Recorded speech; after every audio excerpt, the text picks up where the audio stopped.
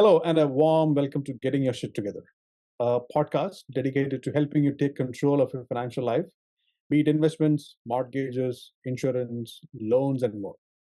I am Neil, a full time mortgage specialist with nearly 5 years of industry experience.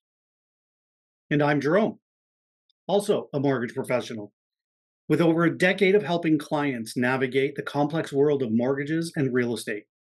Together, we're here to guide you.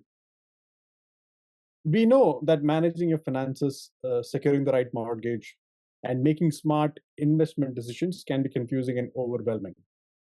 That's why we created this podcast to break down these complex topics into simple, actionable steps. Each week, we'll be diving into essential topics from financial planning to real estate investments and bringing in expert guests from various fields. They may include investors who are actually practicing, realtors, financial planners, investment specialists, builders, developers, lawyers, trustees. We have the whole works, and they're all going to be here to provide valuable insight and practical advice to you, our audience. Our goal is to help you evaluate how you're managing different important aspects of your life, financial aspects, highlight common mistakes, and offer corrective actions to get you back on track. We'll also be busting some common myths, answering your questions, and providing real takeaways that you can implement immediately. This isn't just another boring podcast. We're here to make sure that you're engaged, informed, and entertained. So join us on this journey to get your shit together and make smarter financial decisions. Tune in for actionable advice, expert insights, and engaging discussions that will empower you to take control of your financial future. Thank you for tuning in to Getting Your Shit Together. Let's get started. So, Jerome, let's talk about something that might be top of mind for most homeowners and prospective homebuyers: interest rates. Recently, Bank of Canada announced a second reduction in their policy rate, which has now dropped to 4.50%. This has led to most lenders to lower the prime rate to 6.7%. The move also appears largely in response to a weakening economic environment in Canada. So this drop in policy rate means that most or those with a variable rate mortgage or loan, they would see a reduction in the monthly interest cost of about $20.83 for every 100,000 of debt. Yeah, that's right, Neil. But for those looking to buy a new home or refinance, the impact on mortgage eligibility might not be as significant, or it might be very limited. This is a question that I often get my clients. Can you, maybe for the benefit of our viewers, elaborate as to why this reduction by Bank of Canada might not improve their mortgage eligibility, especially for new home buyers? Sure. So most prospective home buyers and even homeowners are not aware of the basis of pricing. And by that, I mean interest rates for fixed and variable rate mortgages. Variable rate mortgages are linked to the Bank of Canada's policy rate. And so there is a direct correlation between interest rate announcements and their cost. However, fixed rate mortgages are based on bond yields, and those prices keep changing every day. And so to answer your question more directly, most mortgage shoppers these days might be opting for fixed rate mortgages if they're choosing to maximize their immediate mortgage eligibility or the amount of mortgage that they can qualify for. And this is on account of fixed rate mortgages being about 1% or more lower than the comparable variable rate mortgage. And since the interest rates for fixed rates products are not directly influenced by the Bank of Canada, these mortgage shoppers are not expected to see much improvement in their situation unless the bond yields drop significantly from current levels. That's really interesting, isn't it?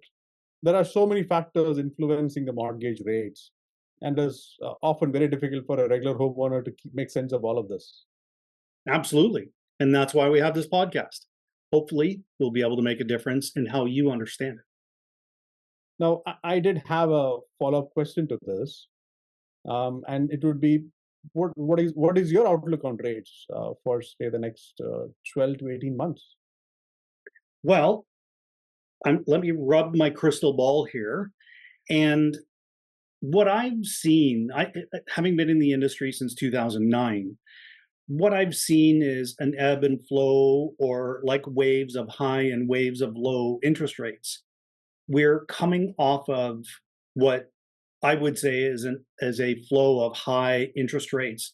So we may be on a bit of a longer downward trend, but it won't be a steep drop. It'll be slight drops over a longer period of time.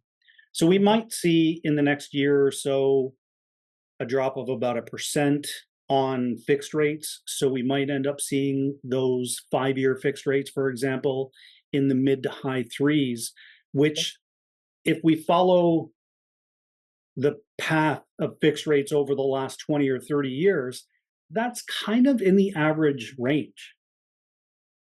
Yeah, and they have also seen quite a bit of a drop in the last 12 months also, right? hmm hmm And I And think so, that was, we had a peak, right? We had the high increase, and with a little bit of a sharp drop initially, but then it's going to, I think, level out over some time. okay. So overall, I'm thinking that variable rates might see more drops going forward than fixed rates, or do you have a different view? No, I see the same. I see the same. I do see variable rates starting to come down, as mentioned, kind of over a little bit of a longer period of time. It's not going to be a steep drop like we're seeing in the fixed rates over the last little bit. Yeah, well, my analysis sort of says that maybe we will see about 75 basis points or 0.75% reduction this year. Yeah, That is if Bank of Canada reduces at each of their meetings remaining for the year. yeah, yeah. Is So that on top of the already 50 basis points or point half a percent that they've done already? You're adding on uh, another three quarters? I think the sentiments have changed quite a bit, right, over the past few months. Like beginning of the year, we were expecting the rate drops to start like in March. Then it got delayed till June. But then in the near past, I think we have seen quite a bit of softening the performance of the Canadian economy. Mhm. That rate drops seem more imminent. No, I was just going to say the nice thing is that, even though we make some decisions based on the information that we have today, things change, and we have the ability to change and modify our predictions based on some of those changes as time goes along. Yeah, I think that's what kind of alluded to, right? We don't have a crystal ball, so things keep changing, and we keep, of course, reacting to those changes. Yes, yes. So, given this flux, what are you recommending your clients do? So right now, I'm really looking at my clients' individual pictures, their risk tolerance, and what their future plans are. Really, I wouldn't make a one decision for all of my clients because everybody's different. You know, I have 75 clients, I have 75 different outlooks. One of them might be selling a house within the next year, so I'm going to make a decision, or I'm going to assist them in making a decision. That would be different from somebody who's like, I'm never going to sell, and I don't even want to talk to you again for the next 10 years. So just put me in a 10-year term, and I'll see you, when I'm starting to get gray. Every single client has a different outlook, but my focus has always been, when looking at their outlook, what is the cheapest option for them, or the thing that is going to give them the biggest savings. And sometimes rate isn't always going to be that thing. Yeah, What are no, you of course, telling your clients? there is more to a mortgage than just a rate, right? Yeah, So, yeah. again, I say I share similar views. When it comes to clients, my recommendation obviously based on their risk appetite and other factors impacting them. If appropriate and if it suits them, my current recommendation would be they consider a variable rate mortgage to begin with, and if not, then move on to maybe a 3-year or maybe even shorter term. 5-year is something that I'm not really recommending. unless it's a question about whether they can get the mortgage that they need or not. So this brings us to our audience question. Now that the Bank of Canada has started reducing the rates, has that changed your home buying plans? For prospective home buyers, of course, or even for people who want to move. Okay, now let's discuss about our next topic for today's episode. So there was recently a exciting development for first-time home buyers. Starting August 1st, there is a new insured mortgage option that allows for a 30-year amortization. This change is specifically for first-time home buyers purchasing new construction properties. So what does this mean for potential buyers? Jerome, are you able to maybe elaborate a bit more in terms of how these products work and who is it targeted at? Yeah. So the new 30-year amortization option is a fantastic opportunity for first-time home buyers who are purchasing a brand new build, as it helps make ownership more affordable. With this insured mortgage product, buyers can spread their payments out over a little bit longer time, which reduces their monthly payment. However, this does come with a few caveats. Firstly, you have to fit the definition of a first-time home buyer, and there is an additional cost of 0.2% of the mortgage amount that gets added to the default insurance premium, which is spread out over the time. So it does help, believe it or not. Okay, so sounds like a great way to ease the financial burden for first-time home buyers.